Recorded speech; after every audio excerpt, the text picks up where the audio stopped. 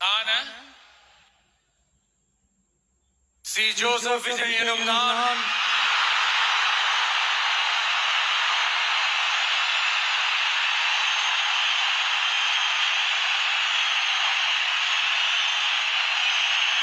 சட்டப்படி அமைக்கப்பெற்ற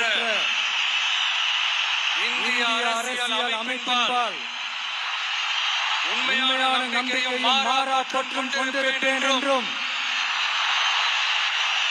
இந்திய நாட்டின் ஒப்பில்லாத முழு முதல் ஆட்சியையும் உரிமையையும் நிலைநிறுத்துவேன் என்றும் தமிழ்நாட்டு அரசின் முதலமைச்சராக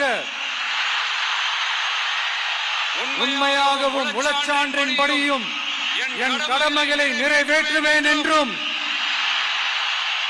அரசியல் அமைப்பிற்கும் சட்டத்திற்கும் இணங்க அச்சமும் ஒருதலை சார்பும் இன்றி விருப்பு வெறுப்பை விலக்கி பலதரப்பட்ட மக்கள் அனைவருக்கும் நேர்மையானதை செய்வேன் என்றும் ஆண்டவன் மீது ஆணையிட்டு உறுதிமொழிகிறேன். தமிழ்நாடு முதலமைச்சர் அவர்கள் 2 மாதங்களுக்கு 500 யூனிட் வரை பயன்படுத்தும் வீட்டு மின் நுகர்வோர்களுக்கு 2 மாதங்களுக்கு 200 யூனிட்கள் கட்டணமில்லா மின்சாரம் வழங்கும் ஆணையை ஆணையிட்டுள்ளார்.